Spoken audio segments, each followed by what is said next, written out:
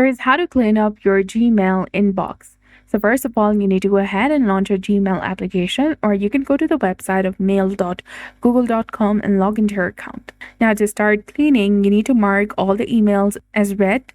Select the checkbox in the top left, then choose select all conversations in primary.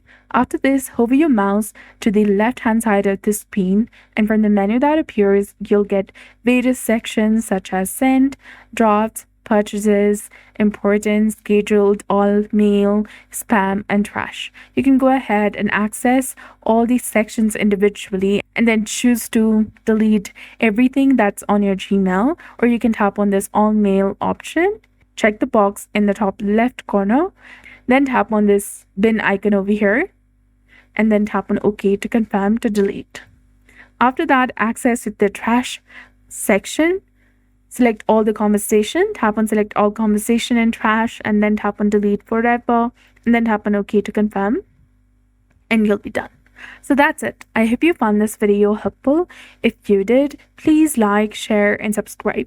Thanks for watching. We'll see you again in the next one.